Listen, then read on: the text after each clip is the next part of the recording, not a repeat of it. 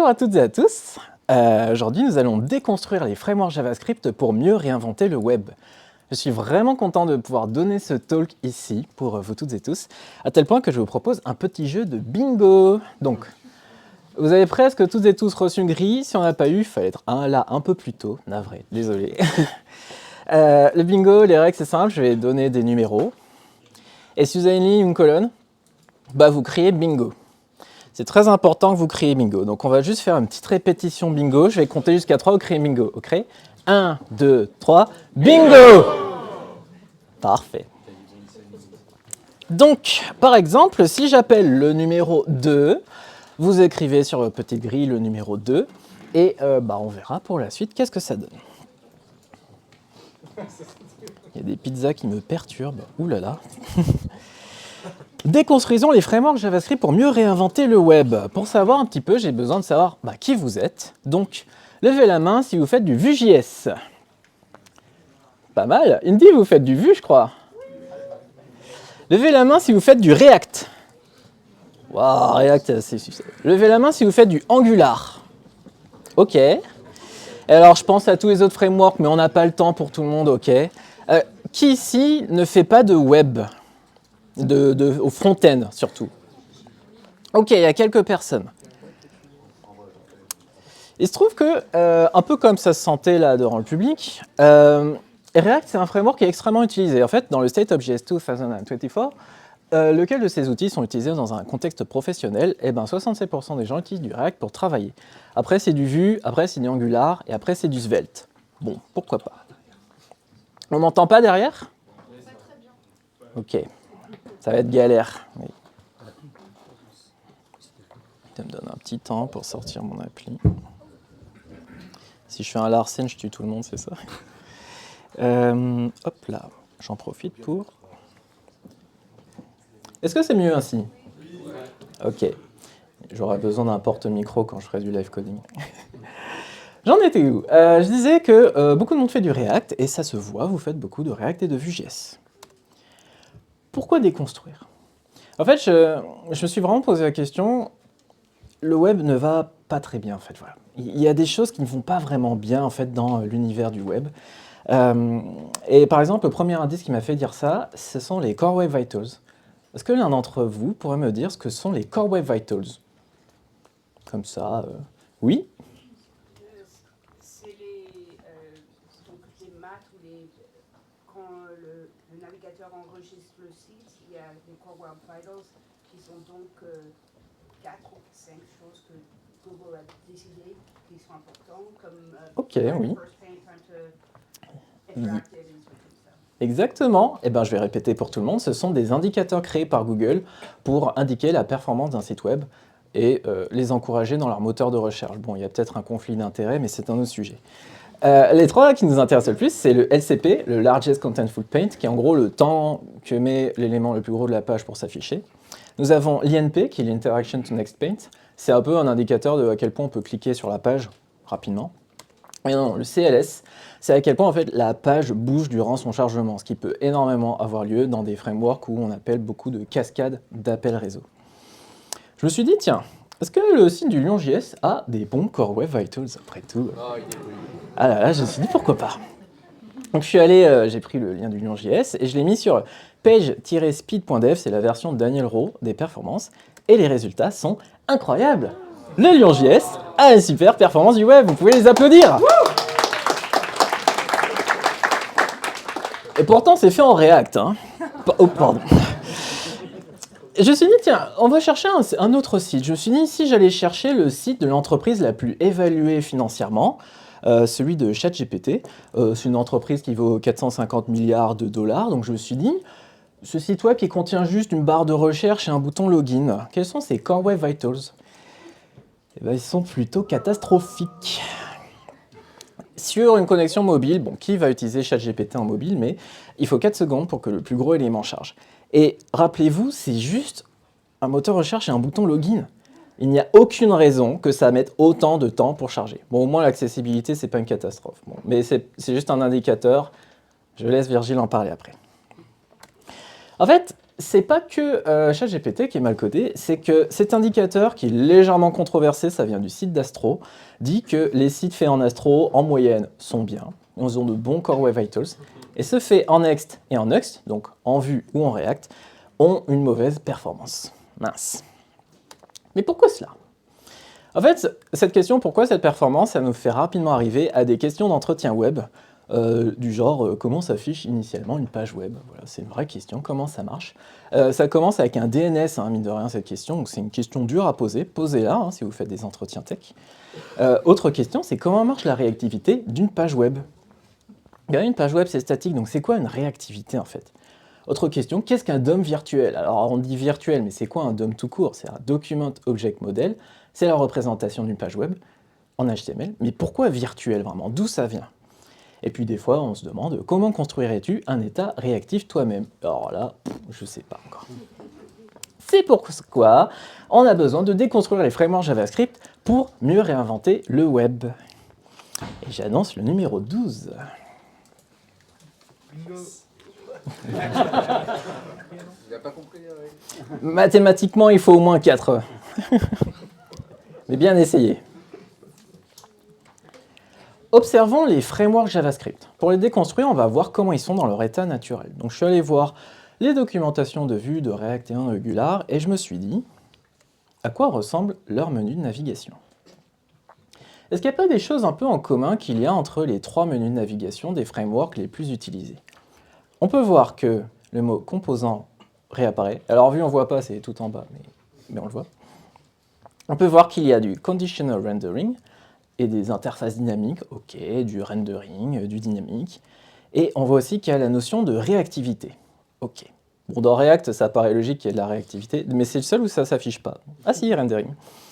Donc on se dit, pour créer un framework JavaScript, il nous faut des composants, du rendering et la réactivité. Et bien c'est parti. Regardons l'approche en composants. Nos premiers composants, on aimerait qu'ils soient un peu élégants. Voilà, un peu élégant software. On voudrait aussi qu'ils soient sémantiquement parlants. Par exemple, bingo tableau, on va faire du bingo, et c'est peut-être implémenté avec un élément table en HTML. On aimerait qu'ils aient qu'une seule raison d'être, et moi j'irais même un peu plus loin, c'est une seule raison d'être modifié, mais c'est peut-être un peu trop craftsmanship pour du web. Et on voudrait qu'ils soient réutilisables, c'est-à-dire que, en gros, si je recopie mon composant quelque part dans ma page web, je n'ai pas de problème. Et ça, mine de rien, en HTML, ce n'est pas facile.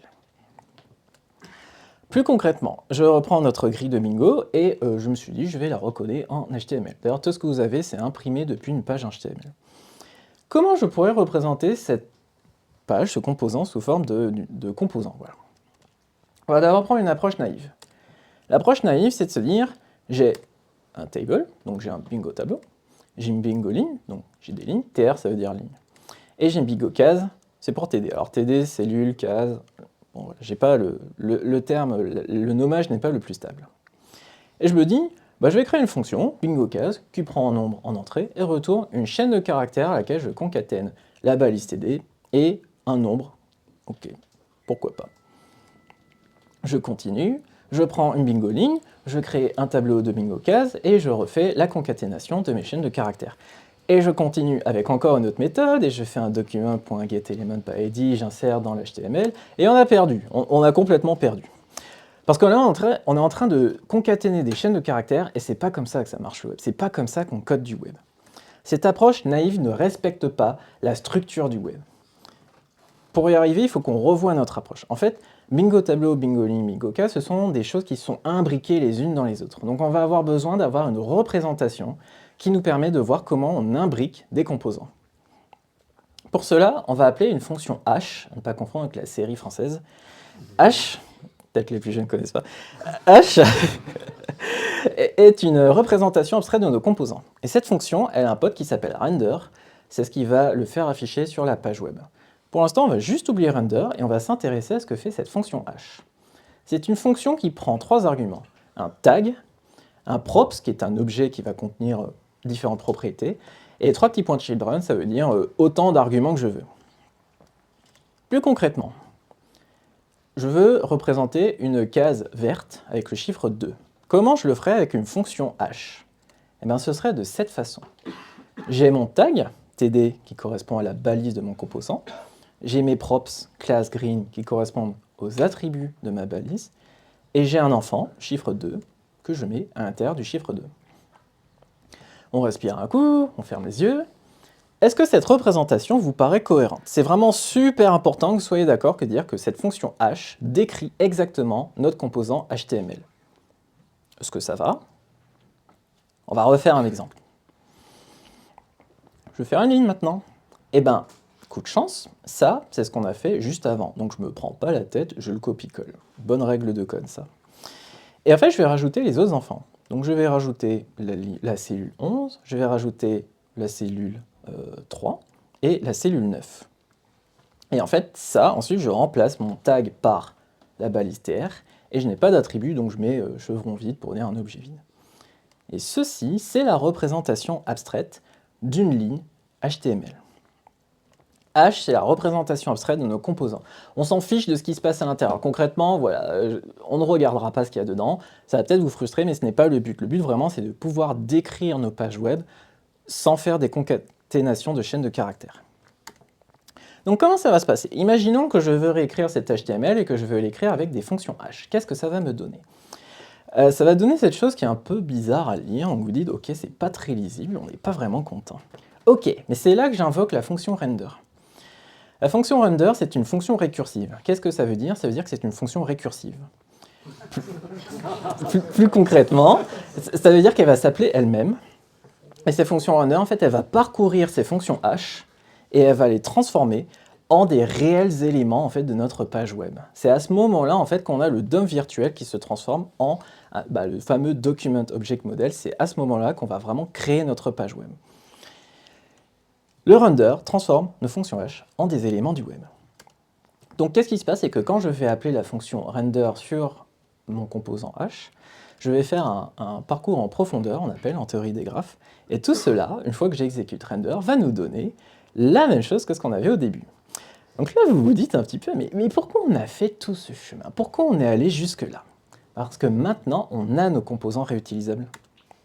Bingo case, c'est une fonction qui prend value en argument et qui retourne une fonction h avec td et l'argument value, donc là je l'ai stringifié. Bingoro, pareil, c'est une autre fonction qui va prendre une liste de valeurs, qui va transformer en une ligne tr et qui va faire un spread opérateur, donc ça veut dire je vais avoir autant d'enfants que je veux pour le dernier argument de cette fonction h. Et le bingo tableau, c'est pareil, c'est juste une fonction rows, donc des lignes, qu'on va transformer aussi en des listes de bingo row. Et maintenant, quand on réécrit cette fonction, ce code HTML, on peut le réécrire tout simplement en un appel de fonction rows, la grille de bingo que j'ai. Et là, on est très content, on a notre approche en composant réutilisable. Et on peut même aller encore plus loin, c'est que H est syntaxiquement équivalent à une écriture en JSX. Donc en fait, quand vous écrivez du JSX en React, JSX ça veut dire JavaScript Extra, ça permet de faire du HTML dans du code JavaScript. Et en fait, quand vous écrivez du JSX, tout ça est transpilé pour donner des fonctions H. Donc en fait, ce composant-là, bingo tableau, on peut le réécrire en JSX. Et là, on est très content, on a ce qu'on voulait, un composant réutilisable un peu partout dans l'appli, et une développeur expérience qui est OK. Voyons un peu ce que ça donne. Et c'est le moment où je n'ai qu'une seule main, enfin, libre. Est-ce que vous voyez mon écran déjà? OK, parfait. Donc, qu'est-ce que je vous ai fait là? Donc, on est dans mon giga monorepo qui contient tous mes projets, donc c'est un peu un enfer à lire des fois. Ce que je vais vous montrer, donc déjà, je suis un hipster, ça veut dire quoi? Ça veut dire que j'utilise Z et pas VS Code pour faire du web. Mais c'est un super éditeur, j'adore, bon, quand il marche. Je vais vous présenter un projet en fait où j'ai implémenté une approche en composant. Dans les dépendances, il y a TypeScript, et oui, c'est le lion TS ici, et j'ai Vite. Donc Vite, c'est un bundler, c'est ce qui permet en fait de transformer des composants JavaScript en une application. C'est génial. Et il n'y a rien d'autre. Il n'y a rien d'autre. Et après, alors dans le tsconfig, il y a marqué React. Bon, promis, c'est juste pour la configuration de TypeScript, mais sinon, il n'y a rien d'autre dedans.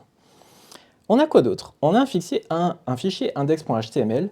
C'est ce qui en fait va permettre à Vite de dire la page web que je veux charger, bah, c'est ce fichier index.html. Donc on aura cet élément div id égale app, okay, c'est le point d'entrée qui est de notre application. Et là, script, c'est juste dire, bah, ce fichier, mon fichier qui va contenir toute mon appli JavaScript, il est appelé là. Et ce qui est génial avec Vite, c'est qu'il va s'occuper automatiquement de transformer du TypeScript et du JSX en quelque chose de compréhensible pour le navigateur. Donc déjà, on est super content. J'ai même pas de fichier vite.config pour ceux qui configurent des fichiers vite.config. Bon. Ensuite, qu'est-ce que ça donne? Donc concrètement, là, qu'est-ce qui se passe? J'ai un fichier en .tsx, alors il y a la fonction h qui est importée du framework fait maison, et en fait, je peux l'exécuter chez moi comme ça, genre vraiment, je tape nrdev. Donc nr, c'est un gestionnaire de paquets, bon, c'est un peu un mème, mais au moins, j'ai qu'une seule commande pour tout lancer. Et ce que vous voyez sur la droite, c'est exactement en fait ce que j'ai codé ici. Et déjà, sans installer un seul framework JavaScript, j'ai du hot module reloading. Alors pour ça, déjà, je suis très content. Vous n'avez pas besoin d'un framework JavaScript pour que ce que vous faites se recharge en temps réel. Et à quoi ça ressemble à l'intérieur? Alors là, est-ce que ma touche F12 a marché? Alors j'ai une fonction mount. La fonction mount, qu'est-ce qu'elle va faire? Elle va prendre en fait un point d'entrée. Donc si je reviens ici, ma fonction mount c'est container, et c'est là qu'on fait un get element by id. Donc c'est ce que j'ai écrit dans la page index.html. Et dans la fonction mount, il y a le fameux render qui va transformer nos éléments virtuels en de vrais éléments à la page web. Et render est un peu dense, quoi. Voilà, c'est un petit peu dense, mais c'est là en fait qu'on va vraiment écrire dans notre page web de vrais éléments HTML. Donc c'est vraiment ça, cette transformation de DOM virtuel à DOM concret. Et ensuite, nos composants, bon, ça ressemble à du JSX, donc je peux composer. Regardez, bingo tableau, ça ressemble à un composant, voilà, des arguments, des lignes, bingo row, pareil, ça ressemble à un composant. Et pareil ici. Donc là, je peux même modifier, je pourrais dire, je sais pas, chiffre 2 par là, histoire d'un peu casser ma grille de bingo. Ok. Je recharge ceci aussi. Donc l'approche en composant, en fait, c'est un peu devenu le standard du développement web moderne. Hop là, c'est que tous les frameworks JavaScript qui existent aujourd'hui, ils vont tous utiliser cette notion de j'ai des composants que je peux imbriquer. Vue, ils utilisent leur propre parseur, mais derrière, on peut faire fonctionner Vue en JSX, et dans tous les cas, ils vont écrire des fonctions H. React, ils ont rien inventé, ils ont fait du JSX, donc au moins ça marche. Et Angular, ils ont commencé avant tout le monde, mais je trouve que les concepts se rapprochent de cette approche en composant. Et en fait, quand on regarde, Astro, c'est du JSX, Solid, c'est du JSX, Svelte, ils ont fait leur propre truc, et les autres, c'est du JSX, sauf HTMX. Donc en fait, ce qui est bien là, c'est que juste l'approche composant, on a déduit le fonctionnement de la majorité des frameworks qu'on utilise aujourd'hui. Et j'appelle le chiffre 5, un nombre si on veut être précis.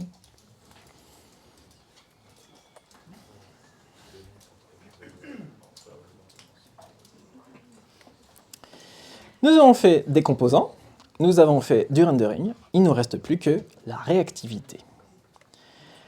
Qu'est-ce que la réactivité? Comment on va rendre notre page réactive?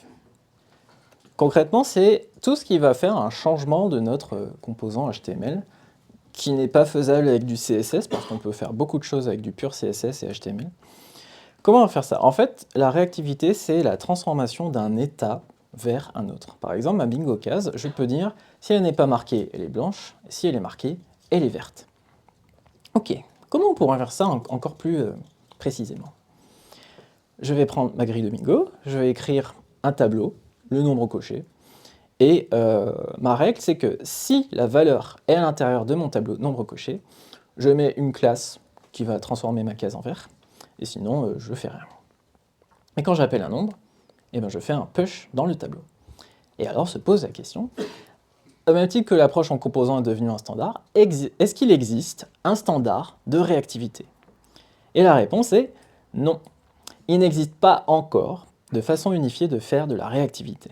Ouais, React, ils ont commencé un poil trop tôt, Angular, ils ont utilisé RJS, et là, en ce moment, on nous parle de signaux et tout, donc on se dit, ok, pourquoi pas. Moi, ce que je vais vous présenter pour ce talk, c'est une approche qui fonctionne avec des proxys JavaScript. C'est un peu partout dans tous les navigateurs. Bon, il n'y a pas ça dans React Native, mais on est à Lyon.js et pas Lyon Mobile. Qu'est-ce que c'est un proxy? Un proxy, ça intercepte la modification d'une variable. En fait, pour être plus précis, ça intercepte la modification d'un objet, donc des propriétés d'un objet. Et on va voir ça avec un exemple bien plus concret. Là, je crée un proxy. Donc, je fais un proxy sur nombre coché. Et ce proxy, qu'est-ce qui va se passer? C'est que quand je vais modifier sa valeur, je vais redéclencher en fait le chargement de ma page web. Ça, c'est la valeur initiale de mon proxy. Donc là, ça va valoir le tableau qui contient la valeur 2. Ensuite, j'ai ce truc. Ce truc, ça veut dire j'enregistre dans mon objet la valeur que je lui ai donnée. Donc target key égale value. Là, je redéclenche mon affichage, c'est la fameuse fonction mount que je vous ai montré au début. Je redéclenche l'affichage sur ma page web. Et après, il y a ce truc. Et sincèrement, je ne sais pas ce que ça fait. Ma théorie, c'est que quand on fait une initialisation de variable, enfin quand on modifie les propriétés, en fait, on retourne un état si ça a marché ou non. Et du coup, en fait, juste ne faites pas ça. Enfin, n'utilisez pas le résultat d'une allocation pour votre code, ça devient un peu moche. Donc, on va oublier ça. Un proxy intercepte la modification d'une variable. Donc, en fait, ce qui est bien, c'est qu'on peut commencer à intercepter les modifications de notre état réactif. On va faire un exemple et on va répéter plusieurs fois. Donc j'ai en haut la liste des nombres qui ont été appelés. En bas à droite, j'ai une page web. Et en bas à gauche, en fait, je vais par exemple appeler une valeur. Par exemple, le nombre 12, comme je l'avais fait au début du talk. Dans ce cas-là, quand je fais nombre coché state.push de 12, je rentre à l'intérieur du proxy trap. Dans ce proxy trap, j'enregistre la valeur 12 quelque part à l'intérieur de l'objet qui représente un tableau. Je fais mon mount qui met à jour ma page HTML, et c'est bon. J'ai réussi à faire un début de réactivité. Je continue. Si, par exemple, je rajoute la valeur 5, dans ce cas-là, nombre coché state.push de 5, je rentre à l'intérieur de mon proxy trap, j'enregistre cette valeur 5 à l'intérieur de mon objet. Alors les tableaux, ce sont des objets en JavaScript. Et je mets à jour ma page web avec l'appel de la fonction mount. C'est un peu comme si on avait changé la fonction push. Alors, en changeant la fonction push, entre guillemets, on arrive à refaire déclencher l'affichage sur notre page web. On va essayer avec un exemple dans la vraie vie. Si j'appelle le nombre 7, qui? Félicitations! Eh ben, viens me voir après, tu auras gagné un lot Exotech. Donc voilà, merci. Vous pouvez l'applaudir, hein? Comment tu t'appelles? Léo? Eh ben bravo Léo! Voilà, bah, désolé, vous avez perdu les autres. Hein. Il y a eu 4 chiffres avant ça? Oui. Ah, 2, 12, 7 ou 5 et 7. Voilà. Je me demandais s'il fallait compter. Okay. Qu'est-ce qui s'est passé en fait? Qu'est-ce qui s'est passé dans la vraie vie? J'ai appelé la valeur 7. La 7 est rentrée dans le proxy trap. J'ai enregistré la valeur 7 dans mon tableau. J'ai déclenché un mount et en fait, eh ben, vous aviez une fonction check if bingo qui a été appelée et Léo a déclenché un bingo. Nous avons tous et tous simulé un framework JavaScript. Vous pouvez vous applaudir pour ça, s'il vous plaît.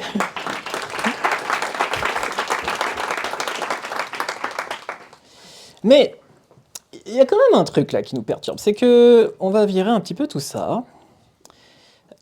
Ça veut dire qu'à chaque fois que je fais de la réactivité, à chaque fois que je veux voir quelque chose qui change en temps réel, ça veut dire qu'il faut que je l'écrive à l'intérieur. Ça veut dire qu'il faudrait que j'écrive à l'intérieur d'un proxy l'ensemble de toutes les méthodes que je veux refaire déclencher. La réponse c'est non, vous n'avez pas besoin.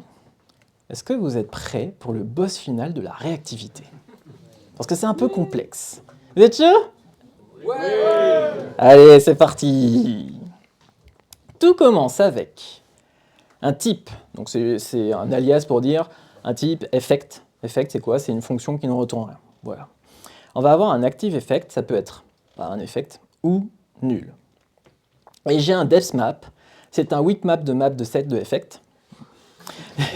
Alors, un weak map, c'est un map dont les valeurs peuvent être collectées par le garbage collector. Si vous n'avez pas compris, ce n'est pas grave, moi non plus.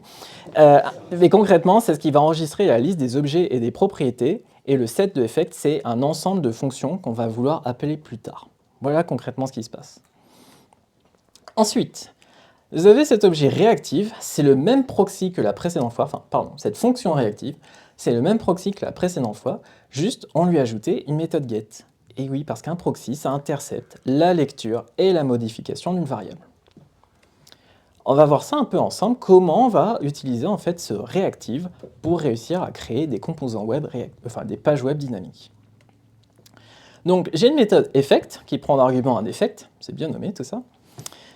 Et quand j'appelle effect, par exemple, je vais faire effect de mount. Très bien, donc ça veut dire que effect de mount, quand je l'appelle, je déclenche l'affichage sur ma page web. Et ensuite, je vais définir nombre coché state, ça va être quoi? Ça va être un réactif de 2, 12, 5. Quand je fais mon affichage initial, qu'est-ce qui va se passer? Effect va appeler la méthode effect. J'enregistre mon active effect, donc là ça va être mount. J'appelle mount, donc là je vais commencer à faire l'affichage de ma page web. Et forcément, je vais lire la valeur nombre coché state. Forcément, à un moment dans ma page web, je vais lire cette valeur. Ce n'est pas possible d'afficher une page web si je ne lis pas les variables dont dépend cette page web. Ça paraît évident, mais c'est super important. Dans ce cas-là, comme je fais une lecture de ma variable, je rentre à l'intérieur de la méthode get de mon proxy. Et dans ce cas-là, eh ben, j'enregistre dans mon weakmap de map de set de effect la méthode et le propriété et l'objet dans lequel j'enregistre, dans lequel je fais une lecture. Donc là, en fait, ce qui vient de se passer, c'est qu'on vient d'associer nombre coché state à la méthode mount. Ensuite, quand je vais un jour faire une modification de ce nombre coché state, quand je vais faire push de set, je rentre à l'intérieur de mon proxy trap. Là, tout ce code, ça veut dire je cherche le bon objet, la propriété, j'appelle toutes les méthodes possibles qui ont été enregistrées, et dans ces méthodes, il y a forcément le mount du tout départ. Et dans ce cas-là, on redéclenche la réactivité. Un petit défi, est-ce qu'une personne serait motivée pour expliquer ce qui s'est passé avec le bingo?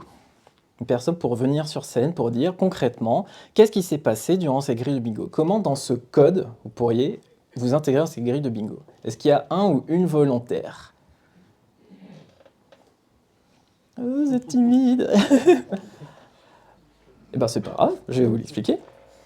Concrètement, on a la grille de bingo. Au moment où vous avez récupéré la grille de bingo, vous avez forcément lu la valeur nombre coché state. Donc, la lecture a été associée à nombre bingo, donc dans le depth map, donc le weak map de set de effect, vous avez enregistré votre lecture. Quand j'ai fait des appels de la valeur du tableau des nombres appelés, dans ce cas-là, en fait, forcément, vous avez tous vos fonctions check if bingo, et en fait, chaque fois que je modifie une valeur, sans avoir besoin de le coder, toutes vos fonctions check if bingo ont été appelées grâce à la réactivité. En fait, cette façon d'écrire, ça permet d'enregistrer automatiquement toutes nos dépendances à la lecture initiale. C'est un peu les signaux en fait, c'est presque totalement les signaux en SolidJS. Et ces dépendances, ensuite, nous permettent de déclencher la réactivité du web. Voilà, vous avez passé le boss final de la réactivité. Vous pouvez vous applaudir.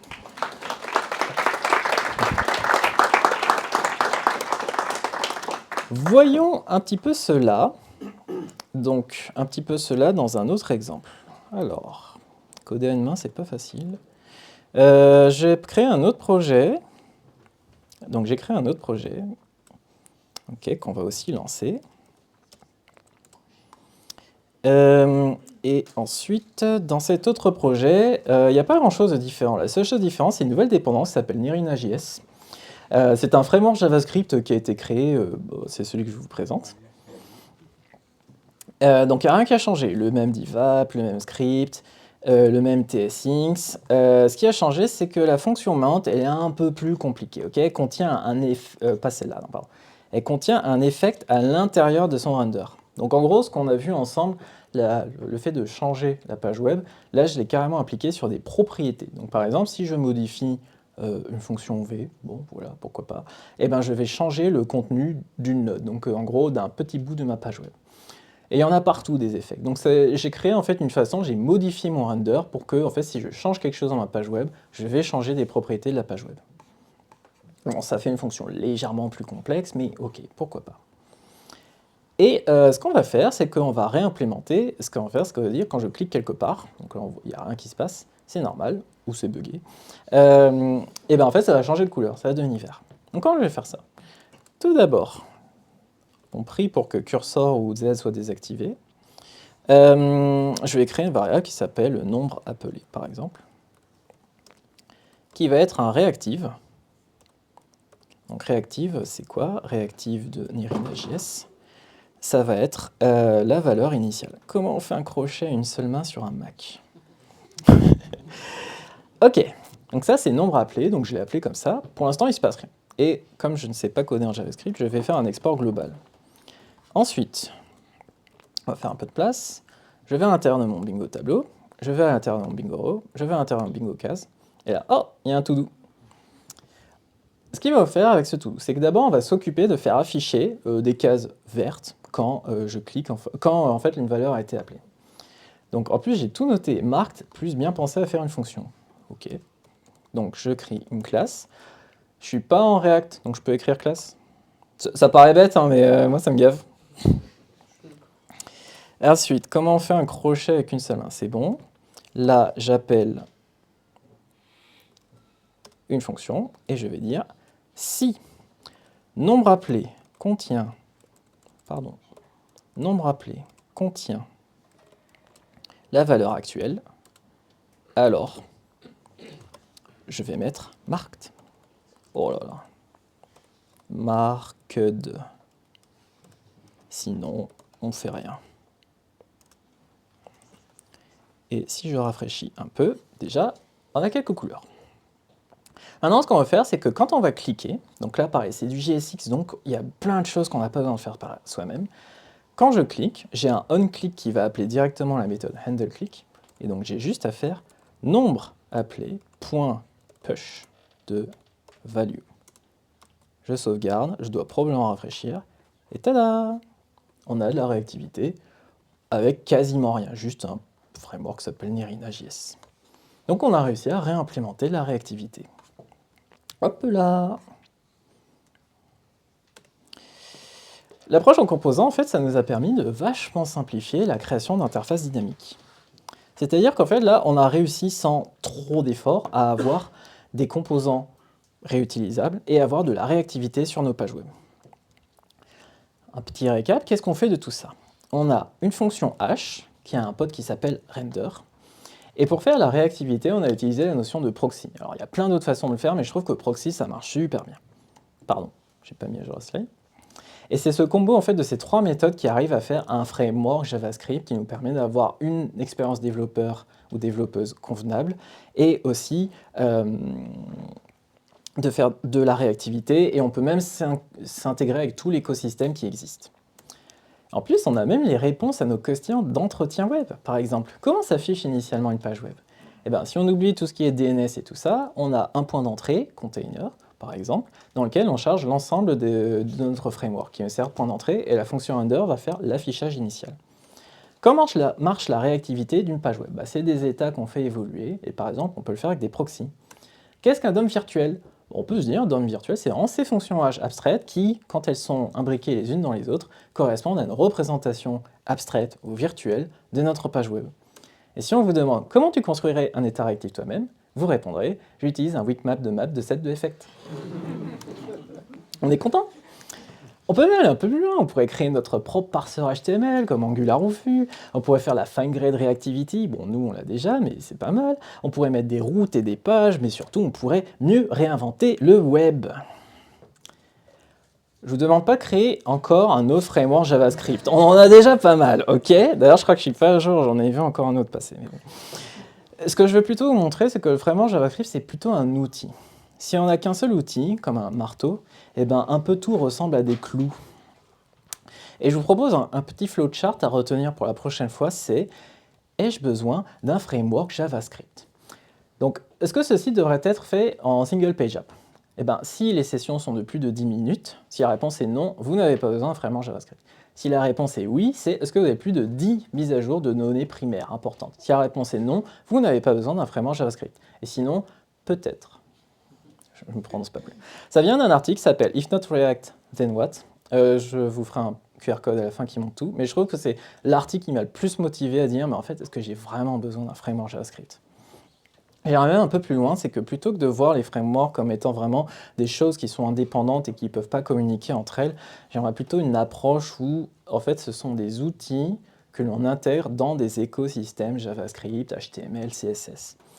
Et je pense que je suis pas le seul à me dire ça parce qu'il y a de plus en plus d'outils qui sortent qui sont indépendants des frameworks. Il y a TanStack, alors je sais plus ce que fait TanStack car ça fait tout littéralement, mais globalement ça fait router, ça fait store, ça permet de faire la visualisation. On a NJS, c'est une réécriture de plein d'outils qui permettent en fait de faire du JavaScript et de ne pas avoir besoin de réinventer la roue. Il y a Void Zero, bon, ils ont créé Vite Plus, ils ont besoin d'argent en ce moment, mais ils ont aussi créé plein d'outils JavaScript pour réussir à développer. Par exemple, les DevTools de Vue, ils sont en train de les adapter pour faire les DevTools de Solid.js. Et je pense qu'on pourrait les adapter pour plein d'autres frameworks. Et Remix, par exemple, à l'origine, c'était plutôt un méta-framework React, donc ça marchait qu'avec React. Et ils ont décidé de quitter React et en fait d'être accessible à toutes et à tous pour faire des gestions d'URL de page. Et je pense que tout ça, ça va nous permettre d'avoir des architectures web de plus en plus modulaires et robustes. Je trouve qu'en web, cette question n'est pas suffisamment posée. Moi, j'ai même un rêve, ce sera un framework JavaScript qui intègre de base de l'accessibilité. Alors peut-être Virgile va nous aider à en créer un. Et le tout, en fait, ça va vraiment créer un web de plus en plus simple et performant.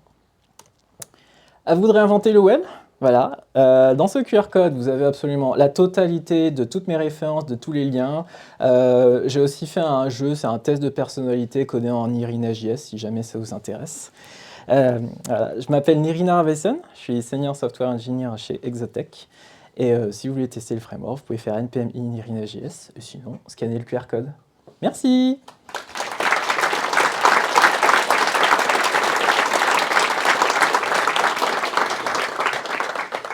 Est-ce qu'il y a un temps pour des questions? Bah, si vous avez des questions, allez-y. Voilà, je suis ouvert.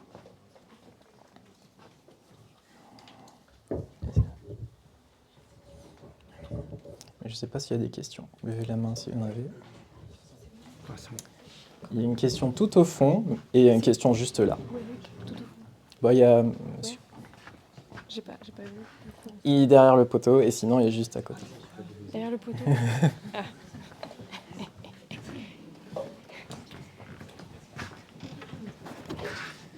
Ok, bah déjà merci pour le talk. Et je me posais la question, du coup, tu as utilisé les proxys pour, pour la réactivité. Et bah, je sais pas si tu les connais, mais c'est quoi les autres méthodes rapidement qui permettent de recréer de la réactivité en JavaScript? Alors je répète la question. C'est quoi les autres méthodes pour faire de la réactivité? J'avoue que je n'ai pas forcément compris pour React. Voilà, je vais être franc. Notamment parce qu'ils sont en train de le faire évoluer avec le React Compiler. React, de ce que je comprends, en fait, c'est qu'ils vont directement modifier leur art virtuel et j'ai l'impression qu'ils régénèrent un peu toute la page par défaut. Mais là, j'aimerais bien avoir un expert qui peut expliquer la réponse. Mais en fait, c'est carrément au niveau de quand on crée l'arbre de composants, c'est là en fait qu'ils arrivent à intercepter les modifs. Donc, et l'avantage, c'est que du coup, ça marche avec React Native parce qu'il n'y a pas besoin de proxy. Pour Angular, ils dépendent de RX jusqu'à Angular 17 où ils ont tout réécrit, donc pareil. Ça a un peu changé. Et pas parler, mais par exemple Solid.js, en fait, à l'origine, ils se sont dit on va faire différemment. C'est un autre framework JavaScript. On va faire justement cette approche avec des proxys. Et en fait, ça marche plutôt bien, tellement bien que Vue, ils vont reprendre le truc. Surtout Vue, en fait, c'est vraiment c'est grâce à Vue que je me suis mis à m'intéresser à ça. Et en fait, j'ai grâce, c'était Solid.js qui avait utilisé cette approche en proxy. Et pourtant, c'est pas très connu Solid.js, mais en fait, ils ont eu le temps de tester pendant, je crois, plusieurs années et ça a l'air de bien marcher. Je sais pas si ça répond à ta question en tout cas. Ça me répond, merci. Merci. Et avec quelqu'un au premier rang. Même question. Oh, trop bien. Eh ben, est-ce qu'il y a une autre question? Là-bas, au premier rang jaune. Sinon, je peux me déplacer.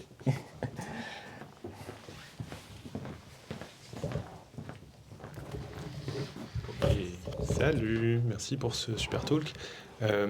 Tu parlais, tu as dit très vite que tu faisais du fine-grained reactivity, mais tu nous as montré un exemple où tu appelais Mount à chaque fois. Alors, je ne suis pas familier avec le web, mais j'imagine que ce Mount, il recharge toute ta page.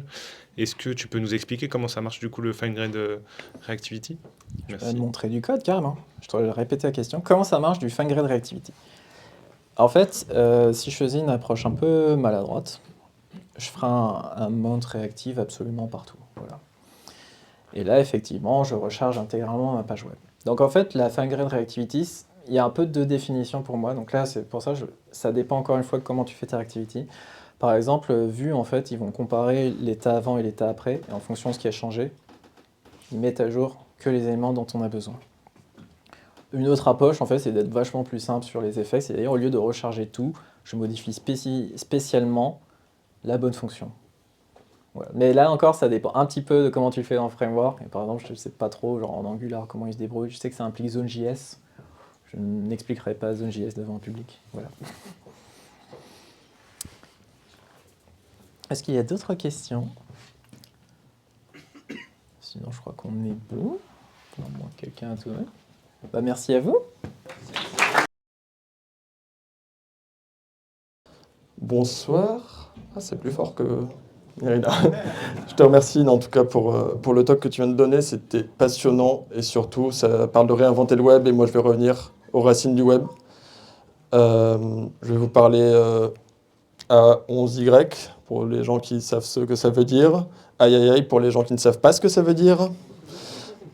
Je vais vous demander de vous installer confortablement si ce n'est pas déjà fait. Et est-ce que tout le monde m'entend bien? Est-ce que tout le monde me voit bien?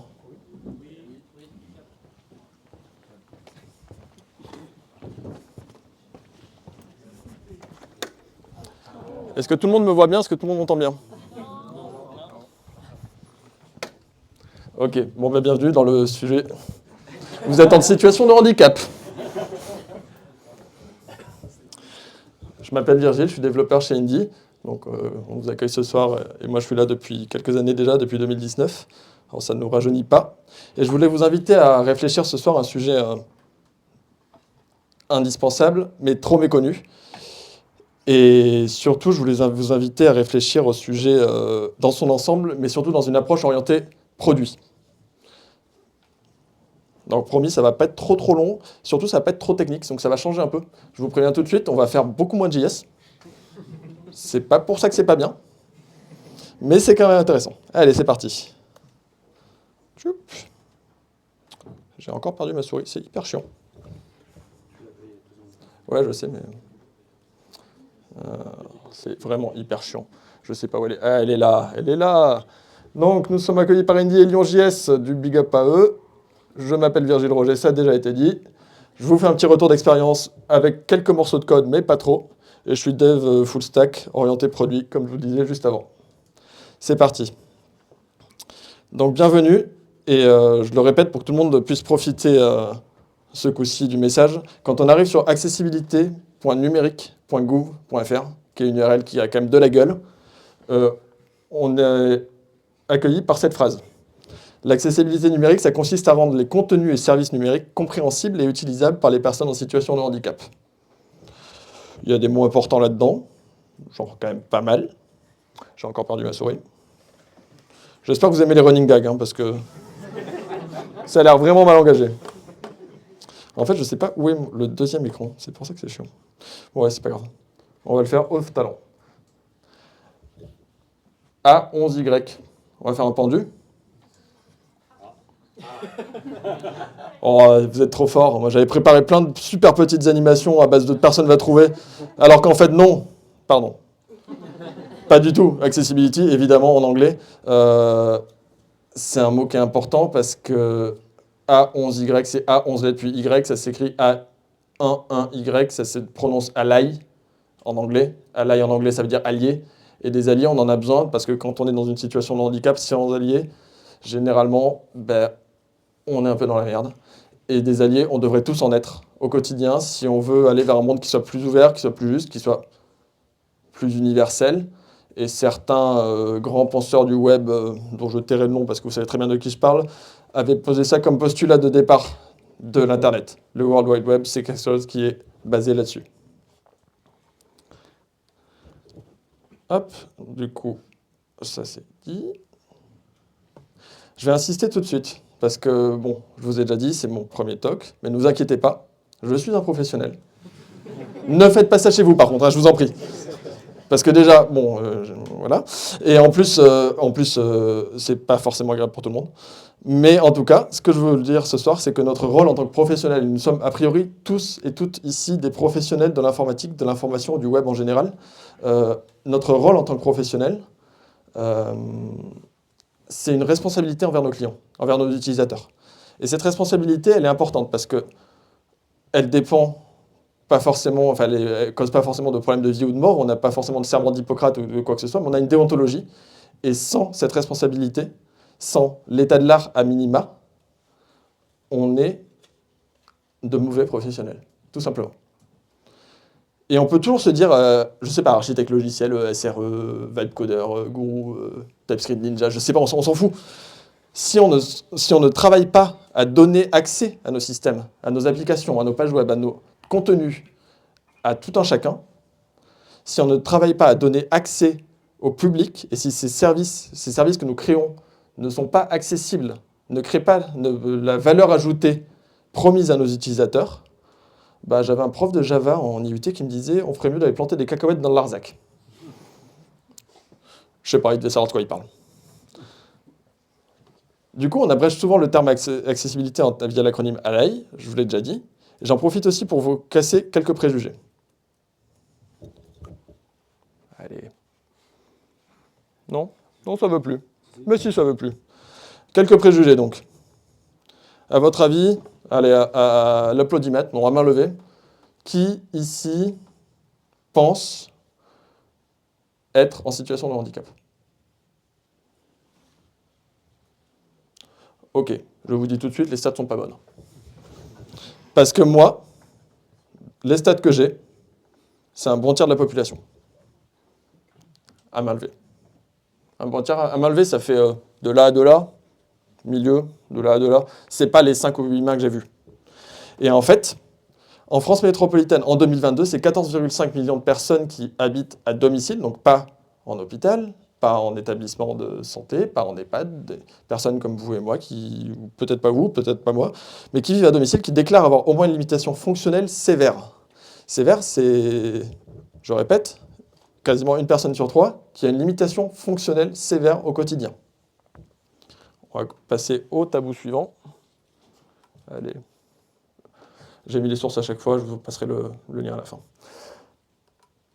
80% des personnes disposant d'une reconnaissance administrative de handicap. Encore une fois, je prends des stats qui sont solides, ancrées, fournies par le gouvernement. C'est bien évidemment sous-évalué, comme toutes les stats du gouvernement. Donc, 80% des personnes disposant d'une reconnaissance administrative de handicap présentent un handicap invisible. Ça veut dire que personne d'autre ne le sait, a priori. Et enfin, dernier chiffre pour la route. Dernier chiffre pour la route, 85%. Et là, c'est le dernier. 85% des personnes handicapées ont un handicap acquis. Ça veut dire que le préjugé qu'on a sur on est handicapé, on est NAIT, hein, on est né comme ça, c'est juste faux. Et là, la mea culpa, déjà, quelqu'un aurait dû m'arrêter. J'ai dit personne handicapée. Alors non seulement c'est réducteur et légèrement discriminant, mais en plus c'est faux. C'est faux parce que on va prendre la définition, la vraie définition. Il faut recliquer là-dessus, c'est ça? Hop, on va prendre la vraie définition du handicap, parce que la vraie définition, elle est beaucoup plus subtile que ça. Je vais vous la lire, donc accrochez-vous bien. Le handicap est défini comme toute limitation d'activité ou restriction de participation à la vie en société subie dans son environnement par une personne en raison d'une altération substantielle, durable ou définitive d'une ou plusieurs fonctions physiques, sensorielles, mentales, cognitives ou psychiques, d'un polyhandicap ou d'un trouble de santé invalidant. Et là, on dit à vos souhaits quand même, parce que la personne qui a pondu cette définition, ouais, pas mal. On va prendre le temps de se pencher un peu plus sur quelques points. Parce que, en fait, dans cette définition, tous les mots sont hyper importants. Tous les mots sont hyper importants parce que le handicap, il est nécessairement sociétal. Une personne isolée, hors de la société, ne peut pas être considérée comme handicapée parce que c'est une restriction de participation à la vie en société. Ensuite, le handicap, il est nécessairement lié à son environnement. Comme je vous l'ai montré tout à l'heure, si j'éteins la lumière, je coupe le micro, l'environnement change. Ensuite, il y a une notion de temporalité qui est assez intéressante parce qu'il peut être durable ou définitif. Par contre, ça ne change pas la façon dont on doit approcher le handicap. Parce qu'au moment où ce handicap, dans son environnement, dans cette société, entre en jeu, que ça soit durable ou définitif, on s'en fout. Le fait est, il est en jeu. Et enfin, il est spécifique. Et là, on se doute très bien qu'une personne handicapée motrice ou visuelle n'a pas les mêmes spécificités. Hop, je vais devoir juste récupérer ma souris encore une... Putain, mais c'est parce qu'elle est partie à gauche, en fait. Non, je sais pas où elle est. Oh, c'est chiant. Hop, je vous prie de m'excuser, c'est pas forcément simple. Donc, on va prendre cette grille de lecture qui est quand même un peu plus subtile. Parce que cette grille de lecture qui est un peu plus subtile... Non, elle veut vraiment pas. C'est hyper chiant. Elle donne des résultats qui sont assez étonnants. Et des résultats, genre, vraiment étonnants. Typiquement, tous les gens ici qui portent des lunettes et qui n'ont pas levé la main, vous êtes en situation de handicap, vous avez menti. Vous enlevez vos lunettes, vous avez enlevé vos prothèses. Les lunettes sont des prothèses. Donc, vous êtes en situation de handicap. Moi, ce matin, je suis parti de chez moi, il faisait 6 degrés. Du coup, j'ai mis des jolis gants en cuir. J'ai pris mon téléphone. À part que c'est des jolis gants en cuir. Et que du coup, le tactile, ça marche pas. Donc, techniquement, j'étais en situation de handicap. Et je vous parlais tout à l'heure de mon prof de Java, là, il parlait du Larzac. Si on va en vacances dans le Larzac, on n'a plus la 5G, on n'a plus la 4G, on n'a plus la 3G, on n'a plus la 2G, on a le GPRS à peu près. Donc on a 28 kilobits par seconde le vent dans le dos. Pour aller faire sa compta sur Indy, avec 28 kilobits par seconde, le vent dans le dos, on est en situation de handicap. Et le dernier, c'est mon préféré parce qu'il dépasse complètement toutes ces notions préconçues sur les limitations physiques ou psychiques ou sensorielles, ou tout ce qu'on veut. Le dernier, je vais chercher une recette de cuisine, j'arrive sur un site en langue arabe. Je me dis, c'est pas grave, parce que moi j'ai Google Translate, tous les mots je peux les traduire, pas de souci, t'inquiète. À part que c'est écrit de haut en bas et de droite à gauche, et que du coup tous les menus ils sont à l'envers, et que du coup je suis en situation de handicap. C'est ballot. Tout ça pour dire que ouais, toi aussi, on sera tous et toutes un jour soumis à une situation de handicap. Et vraiment j'insiste parce que faut pas jouer sur les mots, faut pas chercher la petite bête. En fait, c'est selon le gouvernement, c'est 1 personne sur 2. Encore une fois, ça se discute. Qui subira une situation de handicap durable ou réversible au cours de sa vie. Et du coup, je vais le répéter autant de fois qu'il le faudra. L'accessibilité de nos systèmes, l'accessibilité de nos documents, de tout ce qu'on produit, de toute l'information qu'on transmet à nos utilisateurs, à nos clients, à tout ce que vous voulez, c'est essentiel que ça soit accessible. Parce que si plus d'1 personne sur 2, à un instant T de sa vie, a besoin d'avoir un accès facilité, une accessibilité différente de nous, on ne peut pas faire l'impasse. C'est pas un bug fixe, hein. C'est pas une petite quelque chose qu'on se dit a posteriori, si on a le temps, ouais, on y pensera. En fait, non, c'est pas négociable. Parce que c'est tout le monde. Je vous ai mis un petit état des lieux. J'avais mis le modèle avec les images en grand et tout ça, mais vu que je galère avec ma souris, je ne vais pas vous l'afficher. De toute façon, elle est disponible sur le site du gouvernement. Ça reprend les chiffres. 28% de la population active en situation de handicap déclarée administrativement. 80% des handicaps sont invisibles. 85% des handicaps sont acquis au cours de la vie. Ça, c'est notre état des lieux de sortie. Hop. Ah, j'ai retrouvé ma souris.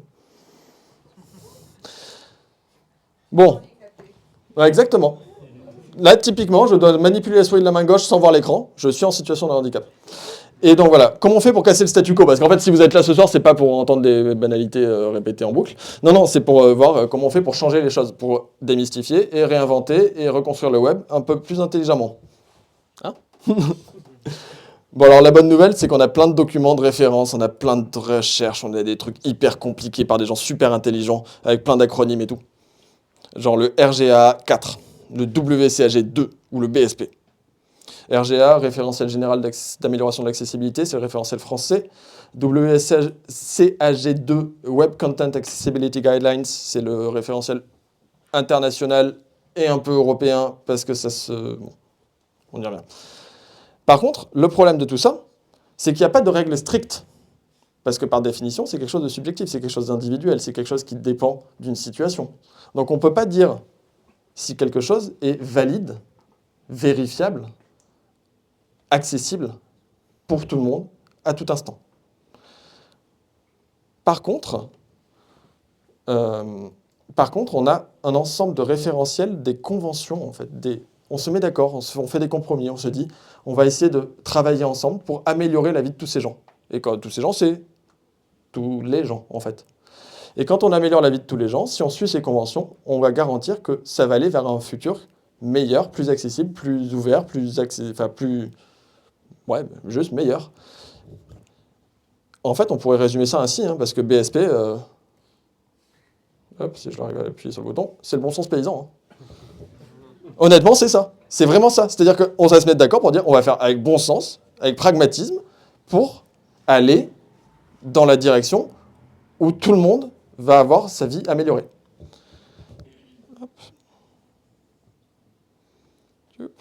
Bon, on va pas se faire tous les référentiels parce que c'est un peu long. On va juste faire le référentiel français. Par contre, je vais revenir sur un truc assez intéressant. L'enjeu ici, c'est d'améliorer la situation. C'est pas de résoudre un problème. Parce qu'il n'y a pas de problème. Il y a juste des situations où on a plus de difficultés.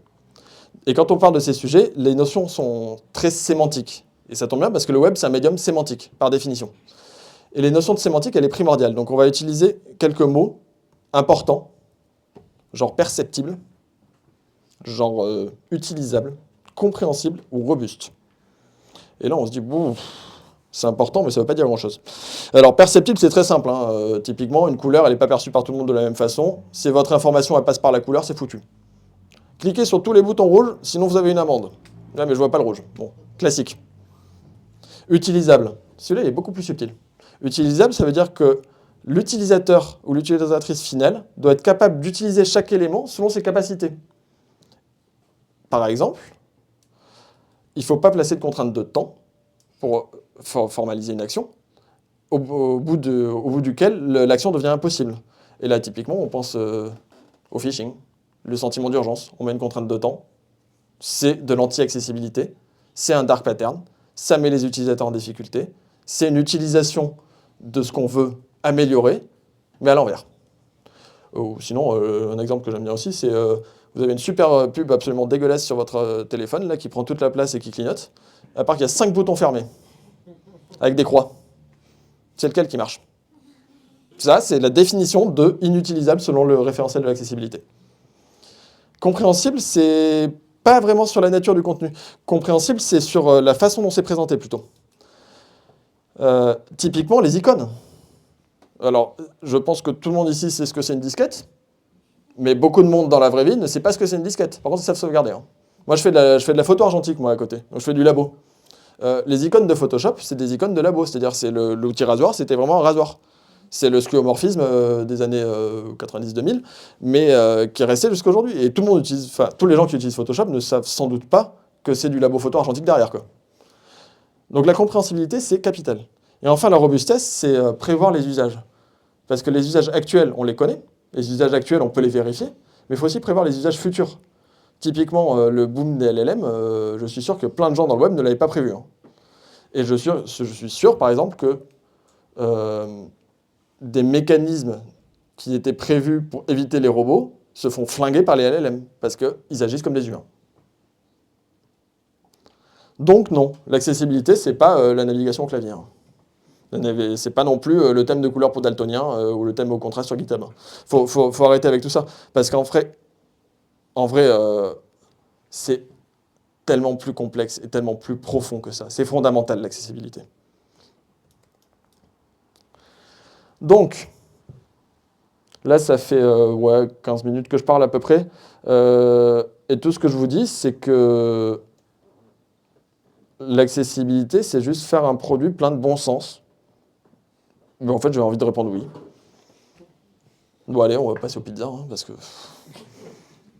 Non, l'accessibilité, c'est pas juste ça. Mais si vous devez retenir qu'une seule chose de mon intervention ce soir, c'est que c'est tout simplement une métrique de qualité supplémentaire.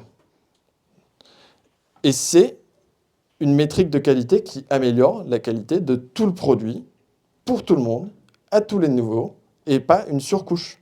C'est pas une pensée, encore une fois, a posteriori. C'est pas un truc qu'on verra plus tard. Parce que concrètement, ça veut dire qu'on a un certain nombre de conventions, dont je vous parlais juste avant, qu'on doit respecter. Ces conventions sont techniques, très techniques. Je vous conseille pas d'aller lire les référentiels. Par contre, elles sont traduites. Et elles sont traduites de façon très simple, mais très verbeuse, dans des longues listes de critères et de tests, et de sous-critères et de sous-tests à mettre en place pour toutes nos applications, toutes nos pages web, tous nos documents. Et quand je dis documents, ça peut être le PDF que vous allez imprimer. Il doit être accessible. Quand je dis il doit, on va revenir juste après là-dessus, il doit être accessible. Quand je dis... Ah oui, non, là, là par contre, il faut que je retrouve ma souris, parce que la liste... Voilà. Et j'ai ouvert que les 3 premiers critères, hein, parce que tous les autres, c'est des listes déroulantes. Ça fait 260 items, fois je ne sais pas combien de pages. Bon. Pas ouf. C'est-à-dire que je peux continuer comme ça? Ah. Mais du coup, si je vous disais aussi qu'on a une longue liste très compliquée, ça veut aussi dire que c'est très détaillé. Et là, on a la recette de cuisine. Est-ce qu'une image est accessible? Est-ce qu'une image, c'est une balise IMG? Une balise IMG HTML classique? Ou avec un rôle égal IMG, parce qu'on peut se dire que ça peut être autre chose qu'une balise, enfin qu'une IMG, mais qui affiche une image? Est-ce qu'elle est porteuse d'informations? Est-ce qu'elle a une alternative textuelle? Donc, comment on fait? Ça, c'est le référentiel français. C'est ce qu'il faut appliquer à la lettre. Hop. Et j'ai reperdu ma souris, parce que sinon c'est pas drôle. Allez, avant de passer au code, je vais vous demander encore juste quelques minutes de blabla rébarbatif pour parler du contexte législatif et administratif français. Ouais, je vois général, ouais. Parce que contrairement à la disponibilité d'une application, en fait, contrairement au temps de réponse d'une API, contrairement à d'autres métriques qualité, à la taux de couverture de test, de tout ce qu'on veut, l'accessibilité, c'est réglementé. C'est réglementé fort. C'est-à-dire que nous, chez Indie, on est clairement concernés. Toute boîte fournissant de l'information ou des services au public doit le faire. Il y avait des conditions de revenus qui étaient exorbitantes, c'était de l'ordre de 250 millions d'euros, mais ça a changé. Hein. Maintenant, plus ça va, globalement, pensez, tout le monde doit être accessible. C'est facile. En fait, pensez pas tout le monde doit être accessible. Pensez juste, c'est réglementé parce que c'est de la discrimination et que de la même façon que si vous aviez une boutique, vous pouvez choisir ce que vous vendez, vous pouvez choisir, je sais pas, les horaires, sauf le dimanche, vous pouvez choisir la couleur de votre vitrine. Par contre, vous pouvez pas en interdire l'accès à quelqu'un. Ça va, à part dans certains cadres réglementés comme le tabac et l'alcool pour les bars, les mineurs, tout ça. Mais vous n'avez pas le droit vous avez l'obligation plutôt de permettre l'accès de votre boutique à tout le monde. Et cette obligation, hop, je reprends ça, elle peut coûter cher. Alors, on va remettre en perspective tout de suite. Je suis de l'avis que la législation est insuffisante et un peu absurde. Mais bon, 50 000 € d'amende, moi je ne les ai pas. C'est l'amende maximale après un certain nombre d'infractions. Ça pique un peu plus que celle pendant le Covid si on n'avait pas son papier. Hein. Mais honnêtement, pour Google, 50 000 €, c'est anecdotique. Hein. Ils ne s'en rendent même pas compte. Et du coup, c'est pas vraiment coercitif comme loi. Hein. Surtout que pour éviter l'amende, il ne faut pas prouver qu'on a tout bien fait. Il faut prouver qu'on fait des efforts. Il faut dire publiquement sur notre site internet, via une déclaration d'accessibilité, qu'on a fait un audit, qu'on va essayer d'améliorer les choses, le résultat de l'audit, quand même, au passage, et que globalement, trust me, I'm an engineer, ça va bien se passer. Donc non seulement c'est pas très coercitif, mais en plus c'est pas vraiment contraignant non plus. Et pour y échapper, du coup, on a dit, on fait un audit. Un audit, c'est pas compliqué. On fournit des services, on fournit de l'information, on va vérifier que les services et l'information sont accessibles. Ça veut dire page d'accueil, page de contact, page de mention légale, la page d'accessibilité qui doit être accessible. Ça veut dire le plan du site. Ouais, la sitemap, c'est-à-dire que la sitemap, si vous avez un site un peu compliqué avec des arborescences ou quoi, ça doit être navigable au clavier, compréhensible et utilisable par tous. Bonne chance. La page d'aide, évidemment, la page d'authentification. Et ensuite, ça c'était pour les parties sites, pour les parties services, des flows, des processus, au moins une page pertinente pour chaque type de service fourni, au moins un processus entier pour montrer que les interactions entre les différentes pages sont accessibles, et des exemples de pages au hasard, tout ça pour faire un petit bout d'échantillon. C'est au moins 10% des pages du site, hein, ça peut faire beaucoup de code à vérifier. Et tout ça, il faut que ça soit fiable, il faut que ça soit représentatif. Et quand je vous disais que c'est un peu absurde, pour que ça passe, pour ne pas prendre d'amende, donc il faut avoir fait cet audit, et il faut être au moins partiellement conforme. Partiellement conforme, c'est au moins 50% des critères de contrôle du RGA sont respectés. Vraiment, 50%. Ça veut dire que vous avez une quality gate, là vous faites des tests, vous dites ouais, je vais blinder, je vais vraiment faire ça bien. Je mets, allez, une feature sur 2, ça passe. Bon. On parle de test, on va y passer. Parce que nous, chez Indie, on est en... Alors, je suis un peu... J'ai encore perdu. Bon, c'est pas grave. On va y passer tout de suite. Parce qu'en fait, nous, ce qu'on s'est dit, c'est le constat qu'on a fait chez Indie quand on a commencé à se pencher sérieusement sur l'accessibilité, c'est se dire, on a beaucoup de contenu, beaucoup de services, des trucs très compliqués, des processus, et on s'est dit, comment on fait? Parce que cet audit, il n'est pas envisageable comme ça. Il n'est pas simple, et hop, je finis juste ça. Il est très coûteux en temps et il est valide pendant à peu près 3 secondes après la fin de l'audit. Parce qu'au bout de 3 secondes, il y a potentiellement une map qui est passée. Potentiellement, le code a changé. L'audit n'est plus valide. Et cet audit, c'est le seul qui garantit la déclaration d'accessibilité qui est, pour rappel, publique, obligatoire et publiée sur tous les sites.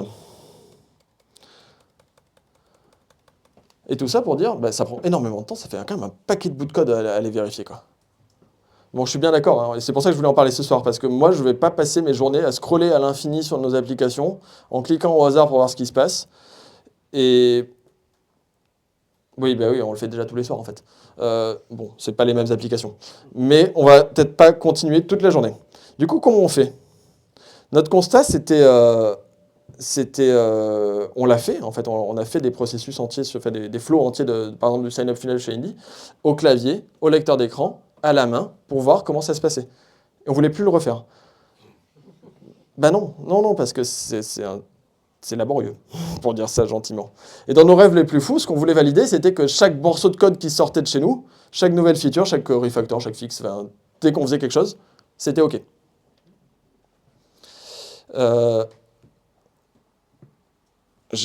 Oui, non, j'ai pas les sabots aujourd'hui, mais vous me voyez bien arriver. Hein, là, je parle d'intégration continue. Parce que on travaille en déploiement continu. On peut avoir jusqu'à plusieurs dizaines de MEP certains jours mis en production. Donc, déploiement de nouveaux codes, plusieurs dizaines de fois par jour. Si on doit aller resetter l'intégralité des centaines de pages de l'application à chaque fois, c'est pas possible. Donc, ce qu'on voulait faire, c'était le faire par des robots. Donc, ça tombe bien, on en avait quelques-uns qui traînaient. Et pour ça, hop, j'ai oublié de passer la page. Hop. On ne voulait pas le faire 2 fois. Parce qu'un bon développeur est un développeur feignant. Je ne suis pas sûr que ce soit Confucius. Du coup, dans la famille des tests automatisés qu'on pouvait déployer dans l'intégration continue, j'ai demandé le test E2E, donc E2E, encore un acronyme dégueulasse, end-to-end, de bout en bout. C'est le test qui va permettre à notre robot d'aller valider à notre place que notre code correspond aux critères qu'on lui a définis. Et l'avantage de ce test-là, c'est qu'il est in situ, c'est-à-dire qu'il est dans la vraie vie. Des LVV, c'est ça. Et il est dans la vraie vie et on va pouvoir lui demander vraiment d'aller visiter une page. Là, je utilise Cypress, le framework est complètement indépendant de la façon dont... Enfin, on s'en fout de ce framework-là, juste j'utilise celui-là parce que je l'avais sous la main. On va pouvoir lui dire d'aller visiter une page, on va pouvoir lui dire de cliquer sur les trucs, on va pouvoir lui dire de vérifier des informations, on va pouvoir lui dire de taper des commandes, des choses dans des formulaires. Et tout ça pour dire que si on pouvait faire la même chose avec l'accessibilité, avec un moyen d'avoir d'avoir un audit complet en une commande, ben ça, il suffirait de le planter dans GitHub Action ou dans Argo CD ou je sais pas, dans ce que vous voulez. Et ça fait des chocs à pic, quoi, on est bon. À part que bon, est-ce que ça existe? Alors, plus ou moins. Plus ou moins parce qu'on a Axcore qui est un poids lourd du secteur qui nous fournit comme pour Cypress, qui fournit à Cypress, parce que Cypress c'est une librairie JavaScript, donc il y a forcément d'autres librairies JavaScript, donc il y a forcément des frameworks autour. Enfin, on va pas repartir là-dedans, on a bien vu le petite image. Il nous fournit Axcore qui permet de faire tourner le référentiel WCAG directement dans Cypress et de valider par exemple les contrastes de couleurs.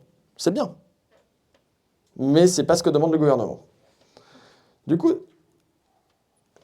est-ce qu'on n'aurait pas un Cypress.vérifier le RGAA, de préférence le 4, et donne-moi un audit? Pas vraiment. Je ne l'ai pas trouvé. C'est peut-être en propriétaire dans des boîtes, enfin sûrement en propriétaire dans des boîtes, et sûrement des gens qui font ça. Par contre, on peut créer des commandes pour Cypress, des commandes custom, des commandes sur mesure. Et c'est là où on s'est dit... ça n'existe pas en l'état, qu'à cela ne tienne, on va l'inventer. Imaginons, RGA 1.1.1, c'est celle que je vous ai montrée tout à l'heure, et puis la 2, puis la 3.1 et la 3.2, et puis des choses typiques de nos composants. Est-ce que notre bouton, quand il est en train de charger, il est toujours accessible? Est-ce que, je ne sais plus ce que j'ai mis derrière, est-ce que quand il est désactivé, le lecteur d'écran va lui dire que c'est effectivement désactivé?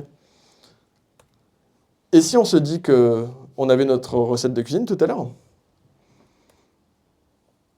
on n'a qu'à l'implémenter, tout simplement. Et cette commande-là, elle est très simple. Pour chaque image docQuerySelectorAll, IMG ou rôle égale IMG, on récupère son attribut alt, son titre, son aria label, son aria label by, son rôle, son aria hidden. Potentiellement, on n'en a pas.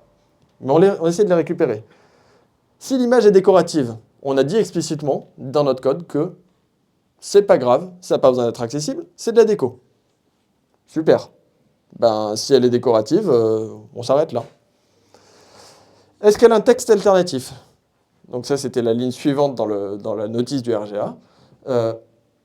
Si elle a un texte alternatif, c'est OK, ça passe. Sinon, grosse erreur qui pue. Et celle-là, je crois que c'est une level A. Ouais, celle-là, elle est assez critique quand même, l'image sans alternative textuelle. Et à la fin, on renvoie tout ça. Bon. Là, il y a un peu de boulot entre les deux, parce que je vous rappelle la gueule de la liste. Par contre, une fois qu'on en est là, on fait tourner Axe, donc Axcore que je vous ai dit tout à l'heure, dont je vous ai parlé. On fait tourner le RGA. On a un audit. Et c'est aussi simple que ça. Et on peut voir les choses de manière très très simple. Ah oui, donc là, il faut que je retrouve ma souris, par contre, parce que sinon, la vidéo, ça ne marche pas. Elle est là. Elle est là. Hop. Par exemple, typiquement, si on fait tourner un audit d'accessibilité sur accessibilité.numérique.gouv.fr, à votre avis, il se passe quoi? C'est parfait. Presque. Je ne sais plus ce que c'est exactement les erreurs. Il y a 2 erreurs. Sur un site institutionnel, donc compliqué, avec des footers compliqués, voilà, il y a 2 erreurs. C'est de la folie, ils ont bossé leur truc. Non, faut le dire, quand les choses sont bien faites, il faut le dire, quoi. Bon, si on fait tourner l'accessibilité sur l'étape de login Indeed il y a un moment, je ne sais plus quand c'était que je l'avais fait, je dois avoir la date.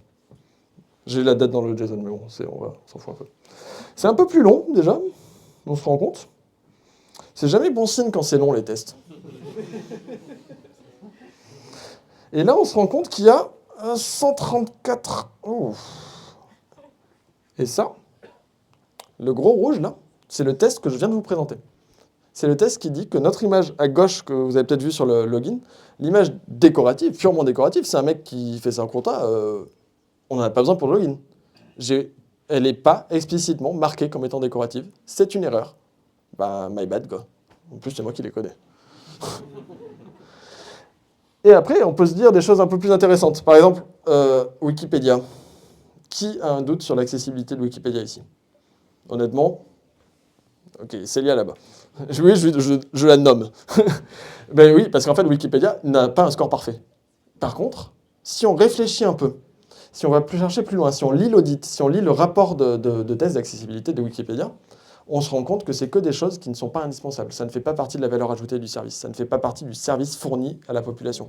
Wikipédia est très bien accessible, mais c'est une usine à gaz. Du coup, sur la homepage, il y a 52 erreurs. Non, 59.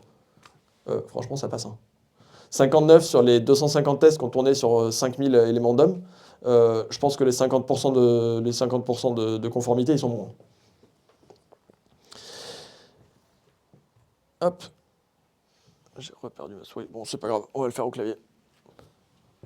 Ouais, fallait parler hier. Ça fait plaisir aux algos, tout ça. Je vous disais juste un truc, c'est que 106 critères x 2,5 tests, on les a pas écrits à la main. Je vous rassure tout de suite, on les a fait bouffer par un LLM. Parce que c'est le cas d'usage idéal. C'est une implémentation qui est simple, d'un point de vue technique, qui est répétitive, qui est laborieuse, et qui est vérifiable parce qu'on a toute la doc disponible. Ça fait, je sais plus, 275, un truc comme ça. Bref. Par contre, on a eu des surprises. C'est-à-dire qu'il n'arrêtait pas de nous dire qu'on faisait des erreurs, alors qu'il les faisait tout seul. Et puis après, il nous disait que non, et c'était nous qui avions fait l'erreur. Enfin, c'était lui qui avait fait l'erreur, mais qu'il avait fait l'erreur de nous dire qu'il avait fait l'erreur. Donc ça va. C'est normal. C'est attendu d'un LLM, il y a des hallucinations, il y a des choses qui se passent. À part que ça fait effet boule de neige. Et quand on commence tout en haut d'un fichier de 280 tests qui font chacun 20 lignes, l'effet boule de neige, il est assez violent. C'est-à-dire que des prompts, j'en ai fait qui ont duré jusqu'à 16 000 lignes sur un seul prompt. Ouais, ça fait long. Je vais m'arrêter là. Par contre, j'ai envie de vous laisser sur quelque chose d'un peu différent. Je vais citer un collègue qui est présent ce soir. Parce que tester, c'est bien. Moi je dis pas, c'est pas de douter. Tester, c'est bien. Par contre, si je vous présente ça, qu'est-ce que vous me dites? Ça, c'est un rapport d'accessibilité. 3 erreurs sérieuses, 2 erreurs modérées, 0 critique. Là, on se dit, bon, il a bien bossé le dev, c'est pas si mal. Si les gens arrivent à lire l'URL, ils vont peut-être se douter qu'il y a un anguille sous roche. Parce que, bon, c'est vraiment un bon résultat, mais moi, plutôt que tester c'est douter, je préfère douter de nos tests. Parce que ça, c'est la page en question. Ça, c'est mon site web perso, qui du coup est très bien accessible. Par contre, c'est une galerie de photos artistiques. Ça doit être accessible. Si vous êtes malvoyant, ça va être compliqué. Doutez, toujours. C'est du bon sens. Retenez juste ça. C'est de la qualité, c'est du bon sens, et c'est un prérequis. C'est pas quelque chose qui vient après. C'est pas un bug fixe. Et ça contribue à ouvrir le web, les chakras, tout ce que vous voulez. Et après, on va pouvoir aller ouvrir des bières. Est-ce que quelqu'un a une question? Merci pour votre attention. Et...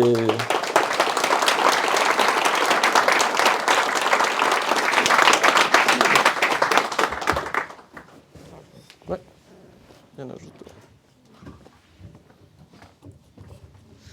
Alors, tout d'abord, merci pour le sujet, parce qu'il est, enfin, c'est énorme, on n'en parle pas assez, et je trouve ça trop cool. Oui, donc exactement. Il y a aussi un truc que j'ai bien... Je me permets de faire une petite remarque au passage. Un truc que j'ai vraiment bien apprécié, c'est que, même si tu en as parlé succinctement, c'est le handicap réversible. Parce qu'en fait, comme tu disais, on est tous potentiellement handicapés ou potentiellement handicapables. Et donc, demain, vous pouvez vous casser la main. Ça va mettre des jours, des semaines à guérir. Enfin, bref, voilà. Et demain... vous allez peut-être, je sais pas, vous avez un enfant, il vous a mis un truc dans l'œil par erreur, vous voyez moins avec l'œil, bon voilà, bref. Mais par contre, sinon, pour la question, comment est-ce que, et je suis désolé, c'est pas une question simple, comment est-ce que... Ah, t'as plus le micro. Allô. Non, comment est-ce que tu fais pour amener l'accessibilité dans une entreprise? Une entreprise qui existe déjà, hein, tu vois, où en fait, il y a déjà un produit, le produit est absolument pas accessible, qu'est-ce que tu fais? Et je suis... Alors, la question, je répète au cas où la captation n'est pas marché et que tout le monde entend bien. On arrive sur un produit, on arrive dans une entreprise, ou on est déjà dans une entreprise, on veut mettre en place l'accessibilité. Comment on fait? Je relance en fait sur ce que je disais tout à l'heure. C'est l'accessibilité, c'est pas une fin en soi, c'est pas un objectif, c'est pas un truc qu'on peut vérifier. Et du coup, l'idée, c'est de mettre en place une démarche d'amélioration. C'est pas tout retourner le code, tout refactor et repartir de zéro. Jamais. Par contre, c'est toujours améliorer. C'est-à-dire que si on est en train de faire du nouveau code, Boy Scout, c'est la théorie du Boy Scout, on passe par là, on essaie de laisser le code dans un meilleur état qu'on l'a trouvé. Et petit à petit, on peut le faire. Je ne dis pas que c'est suffisant, ça dépend des codebases. Par contre, c'est jouer le jeu déjà de la réglementation, parce que la réglementation demande explicitement un plan pluriannuel de mise en conformité et non pas une validation de conformité. C'est-à-dire que c'est une obligation de moyens, techniquement. Donc, d'un point de vue parfaitement légal, administratif, si on montre via la déclaration d'accessibilité et le plan de mise en accessibilité qu'on joue le jeu, on est hors des clous et on ne prendra pas d'amende. Si on veut faire ça parce que pour les bonnes raisons, à savoir aider les copains, c'est compliqué. C'est très compliqué sur un produit qui est déjà établi. Si on a la chance d'avoir un design system, c'est le meilleur moyen. Si on a la chance d'avoir un kit de composants, et là on retombe sur les composants, qu'on peut réutiliser, mettre les composants accessibles, ça fait des chocs à pic sur toute la codebase qui utilise les composants. Il y a des raccourcis, mais il n'y a pas de solution miracle, très honnêtement. Et je te remercie d'avoir insisté sur le fait d'être handicapable, comme tu disais. La situation de handicap, c'est quand je vois une personne sur deux, moi ça me fait rire, tout le monde l'a été. Tout le monde le sera, au moins une fois. Et se casser un genou, bonne chance après quoi. Est-ce qu'on a d'autres questions? Ah, juste là. Alors, qu'en est-il des outils comme Lighthouse avec leurs mesures d'accessibilité? Eh bien justement, alors, la question porte sur les outils intégrés au navigateur principalement ou en plugin, comme Lighthouse pour les mesures d'accessibilité. Ces outils sont justes, mais ne sont pas sur le bon référentiel. C'est-à-dire que c'est le WCAG qui est utilisé, qui n'est pas le référentiel utilisé par le gouvernement français. Il n'en reste pas moins valide, parce que tous ces référentiels, en fait, c'est un écosystème qui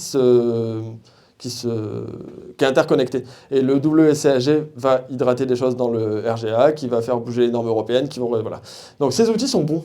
C'est un très bon point de départ, et c'est le point de départ qu'on avait utilisé quand nous, on a fait nos constats au début.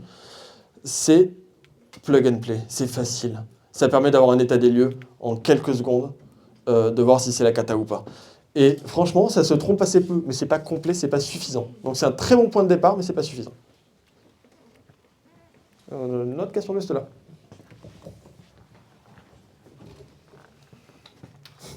Merci. Merci pour la présentation. Je me permets une petite remarque, pour répondre à ta question aussi. Je pense que le meilleur moyen pour commencer, c'est de se former.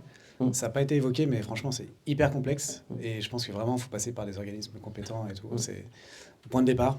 Ensuite, audit et tout ça, mais vraiment se former parce que on ne peut pas se fier uniquement à Lighthouse et on copie-colle des trucs tout faits, trouvés sur Stack Overflow. Et du coup, ma question un peu transition, c'est est-ce que du coup, vous avez des gens formés chez vous? J'imagine que tu en fais partie. Comment vous gérez un peu ce rôle d'expert? Est-ce que tout le monde est formé? Je ne pense pas.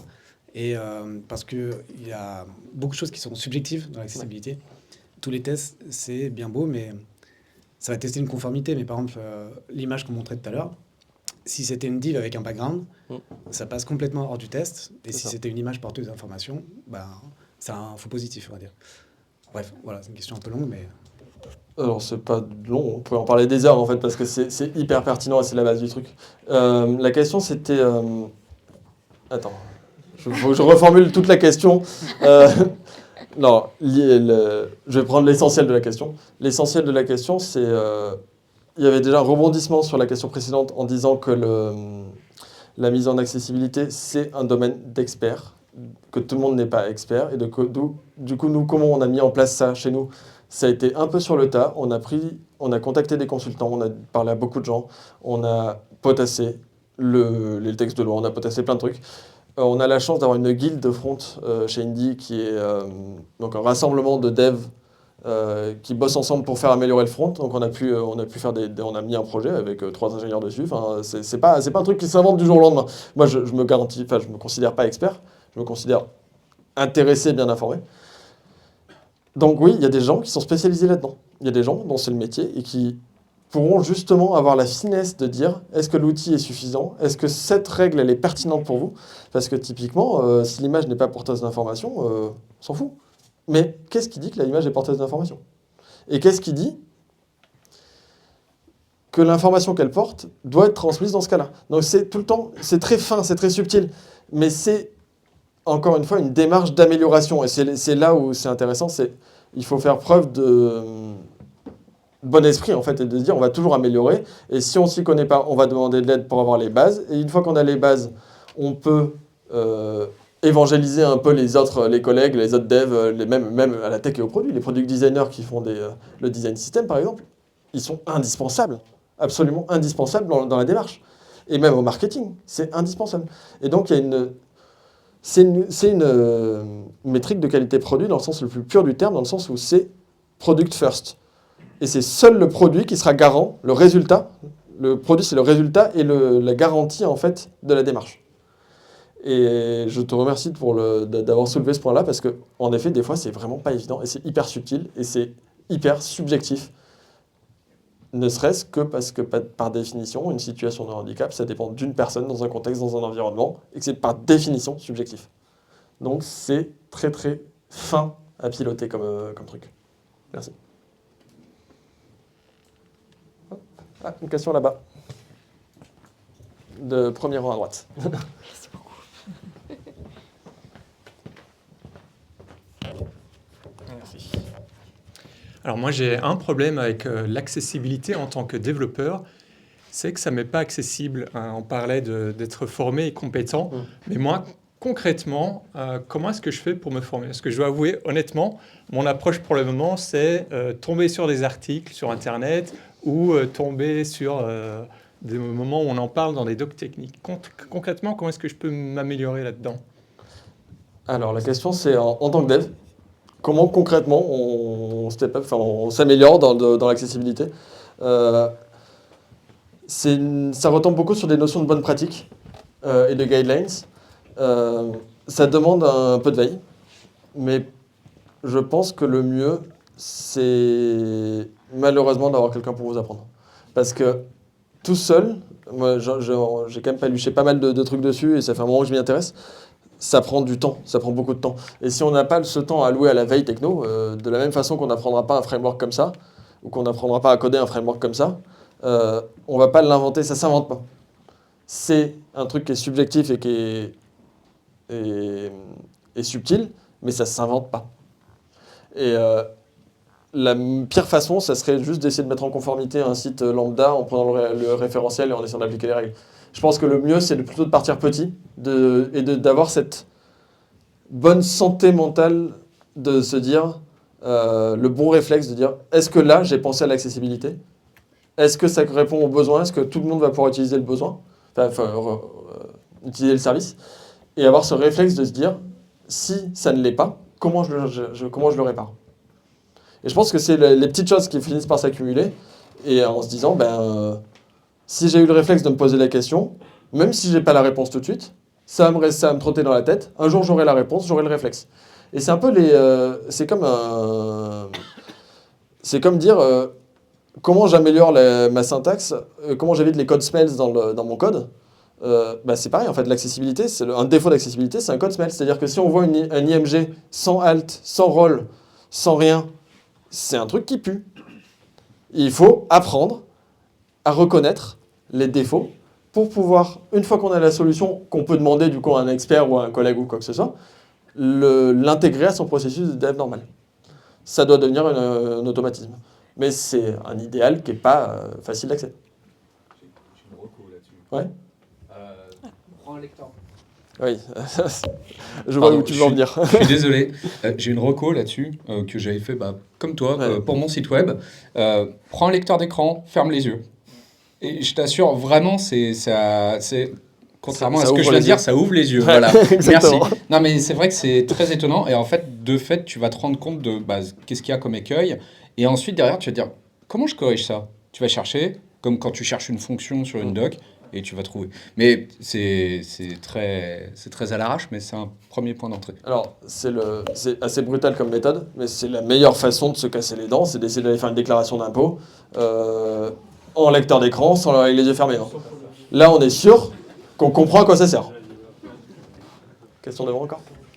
Alors moi j'ai une question qui recoupe un peu ce que vous venez de dire, qui était de dire, là vous avez présenté des tests qui vérifient les règles de conformité aux règles, mais est-ce que vous avez dans vos tests fonctionnels des tests qui utilisent l'application justement en mode handicap? C'est-à-dire qu'en gros, c'est pas je clique sur un bouton, c'est comment je fais pour valider sans cliquer, des choses dans ce style. Vous voyez, est-ce qu'il y a ce genre de scénario? Alors, je répète la question juste pour être sûr qu'on ait la captation. Est-ce qu'on a dans l'application des tests fonctionnels, des tests d'intégration, quoi que ce soit, qui vont utiliser les parcours accessibles de l'application et non pas le parcours lambda juste simulé? Là, il y a deux réponses. Le référentiel garantit que les lecteurs... Les référentiels, encore une fois, c'est une convention entre les gens qui utilisent et fabriquent les lecteurs d'écran et les gens qui fournissent l'information. Donc, si le référentiel est respecté, théoriquement, le lecteur d'écran permettra d'utiliser l'application. À quel prix? Et en fait, c'est là où c'est intéressant, c'est que le parcours accessible devrait être, si les sémantiques du web sont respectées, si les mécanismes d'accessibilité sont respectés, devrait être identique ou similaire au parcours réel. Et c'est là où ça devient limite. C'est-à-dire qu'on ne peut pas dire qu'un contenu est accessible s'il y a une version dégradée qui est fournie aux utilisateurs qui en ont besoin. Non, non, ce qu'on veut, c'est que notre contenu en soi, intrinsèquement, soit accessible. Et du coup, nous, on n'a pas de tests qui font ça pour l'instant. Par contre, on pourrait tout à fait reproduire ce que présentait monsieur juste avant, c'est-à-dire faire un parcours d'écran, un parcours au lecteur d'écran, via un test automatisé, par exemple, en n'utilisant pas le cypress.click. On s'interdit la souris. Il faut tout faire à la tabulation. Ça peut tout à fait être un test pertinent. Mais pour l'instant, on n'en a pas. Il y a encore une question là-bas. Allez, devant aussi. Alors là, je vais prendre les dernières questions, après on passera aux pizzas. J'ai raté mon temps. C'était C'était juste derrière, à côté du poteau, et madame après. Madame.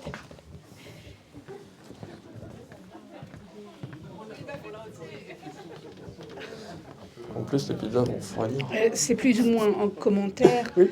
On peut tester, et ça peut dire que c'est 100% bien. Mais si la pensée derrière, ce qu'on marque, le alt text, si c'est pas... Si ça répète exactement ce qui est dans le texte, les personnes qui sont en train de se servir du alt text, c'est pas intéressant pour eux.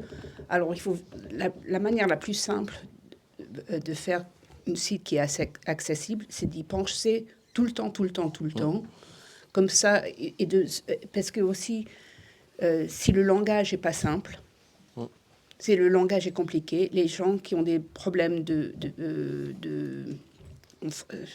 je ne parle pas très bien français. I can speak in English if you want. Mais if they have a cognitive disability, là, ils ne vont pas comprendre. Alors, quand il faut écrire dans le niveau de la troisième au lieu du bac plus 2.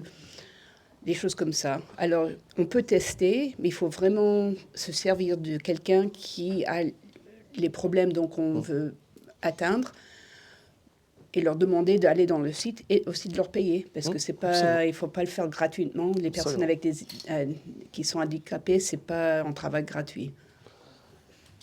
Alors là, il n'y a pas vraiment de question pour une super remarque. Quand je vous parlais de compréhensibilité et dans le critère de l'accessibilité, on peut mettre des textes alternatifs, par exemple, sur les images. Mais si le texte alternatif est incompréhensible, je paraphrase, si le texte alternatif est incompréhensible ou bien inaccessible d'un point de vue cognitif pour certaines personnes qui ont des limitations diverses et variées, par exemple dyslexiques ou quoi que ce soit, on n'est pas accessible. On n'est pas accessible et on n'a pas fait notre boulot. Et ce que madame disait, c'était que la seule façon d'être sûr, c'est de faire tester par des vrais gens dans ces vraies situations. Et c'est la seule façon d'être sûr que notre site est accessible. Et elle ajoutait aussi que le niveau de langage sont très importants. Et c'est pour ça le KISS, Keep It Simple and Stupid, c'est pas... écrit ça bêtement, mais au moins c'est compréhensible. Pour tout le monde. Et je crois que j'ai fait le tour, il me semble. Merci en tout cas. Et madame devant, pour la dernière question, je suppose. Merci beaucoup, c'était passionnant. J'ai deux questions. La première, c'est, donc, comme tu disais, effectivement, l'accessibilité, c'est pas que technique à la fin, les balisables, etc. C'est vraiment tout le produit. Tu parlais du marketing, etc. Quels sont vos process chez Indie, justement, pour garantir que l'accessibilité, elle est prise dès le début de la conception des features, si vous en avez, jusqu'au bout? Et j'ai une question bonus. Je voulais savoir, depuis que vous vous intéressez à l'accessibilité de votre produit, est-ce que vous avez des fonctionnalités que vous avez radicalement changées parce qu'en fait, UX, en fait, vous êtes rendu compte que ça pouvait être amélioré? Ok, super question. Donc on en a deux. Quels sont les process pour garantir l'accessibilité d'un point de vue organisationnel complet? C'est-à-dire que on a bien vu que c'était pas que de la tech, on a bien vu que c'était pas que du dev, on a bien vu que c'était pas juste du code. Ça peut concerner tout le monde. Et ben, par exemple, on a un nouveau product designer qui est arrivé il y a 2 mois, là, qui m'a contacté directement en mode ouais, mais c'est un sujet qui me botte, comment je fais ça pour vous aider à le mettre dès la partie product design, dès la partie marketing, par exemple, la sémantique, par exemple, les wordings des boutons d'action doivent être clairs, doivent être compréhensibles. Sinon, c'est pas accessible. Le ton de voix utilisé, ça change tout. C'est hyper important. Donc ça, c'est une démarche globale, mais c'est une démarche qui doit être décidée structurellement dans l'entreprise. Chez nous, on est plutôt tous volontaires là-dessus, donc ça se passe assez bien. Et du coup, la deuxième question, c'était... J'ai pas de solution miracle, hein, honnêtement. Si c'est pas une décision collective et homogène, c'est dur de faire autrement. Et la deuxième question, c'était... j'ai un trou. Est-ce que vous avez une fonctionnalité? Ah oui, est-ce qu'on a fait des changements radicaux de fonctionnalité? Pas d'un point de vue UX. Par contre, on a réparé des choses qui étaient fondamentalement inaccessibles. Des choses qui n'étaient pas utilisables. Donc on a eu plusieurs cas où on a bouché des trous où les gens se retrouvaient coincés. Et ça c'est inacceptable. Et c'était ce qui a lancé d'ailleurs la guilde d'accessibilité à l'époque, c'était il y a 1 an et quelques, puis la réintégration de la guilde de front. Et justement, on boucle sur la guilde de front. Les guides, c'est pas forcément que des devs. Ça peut être des product designers, ça peut être des gens du marketing, ça peut être des customer care, parce que les customer care, ils sont en contact des clients. Et quand ils vous disent « J'ai ce client-là qui m'a appelé, parce que, bah oui, forcément, il m'a appelé, parce qu'il est malvoyant et qu'il galère avec Intercom. Et ben il m'a appelé et il dit « Je suis prêt à vous aider, à vous mettre en conformité pour me faciliter la vie, parce que votre produit, il est trop bien et je n'en profite pas assez. » Et là, on fait quoi? On le paye, exactement comme disait madame. Parce que ce client-là, il est prêt à donner de sa personne pour nous aider à améliorer le produit, à améliorer la vie de tous les autres clients. Bah ouais, on l'applaudit et on le paye. On arrête là? Ah, Damien? On arrête là, on va... Oui. Est-ce qu'on prévoit d'open sourcer ces commandes CFS? Oh, j'en rêve. J'en rêve. J'osais pas te le demander. Notre CTO, messieurs, dames. Voilà, merci beaucoup.